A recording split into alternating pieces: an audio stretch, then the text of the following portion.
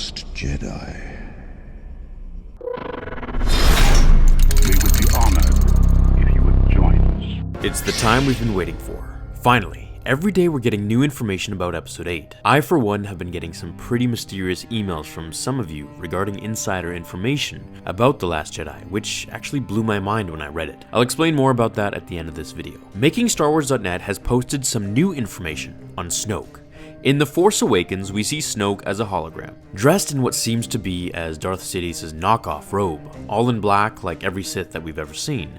However, in The Last Jedi, he'll be dressed with an all-new silk robe, which is bedazzled in gold sparkles, much like in the thumbnail and in this rendered image here. His shoes are what made me question him as a character entirely.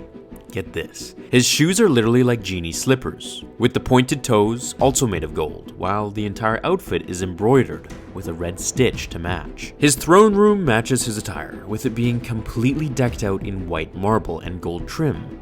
This makes me more curious about Snoke. Sith weren't really ever obsessed with showing money. It didn't matter to them as much as unlimited power did.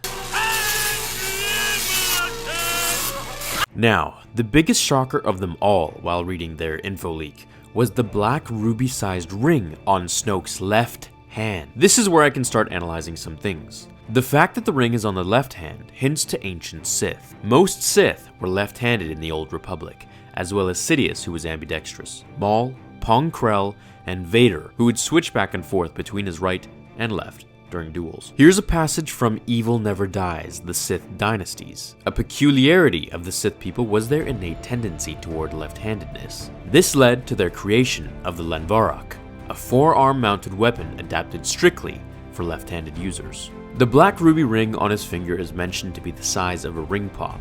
Now that's pretty big for a ring, but it also means that it's the perfect size to be housed in a lightsaber. This leads me to my next point. The Darksaber is an ancient weapon that uses a kyber crystal emitting a black blade. If we refer back to Rogue One near the end where Jinn is about to download the Death Star plans, she goes through a database of locked files regarding top secret items and objectives, one of which she scrolled through was the Darksaber. I don't see why else Disney would put that in the film, if not to allude to something, which now makes sense.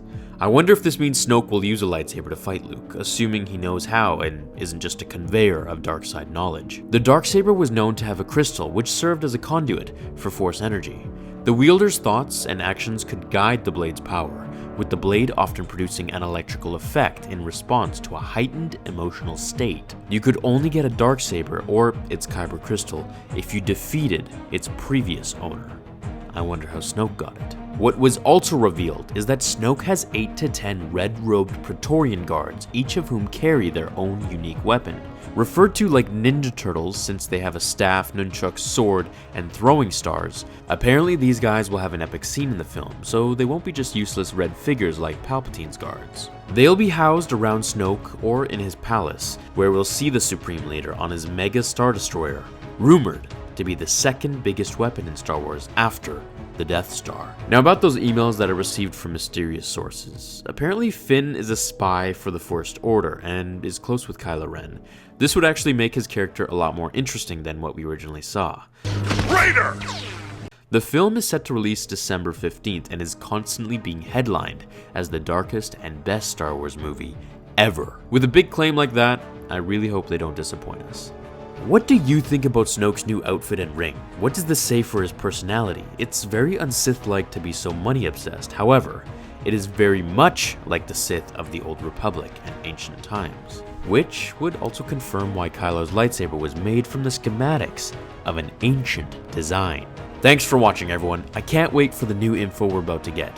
Every day we get closer and closer. It's going to be a fun summer packed with theories and videos. I can't wait. Throw this video a like to help the channel grow, and I'll see you all in tomorrow's episode of Star Wars Theory. Until then, my fellow Jedi and Sith friends, remember, The Force will be with you. Always. Now, fulfill your destiny.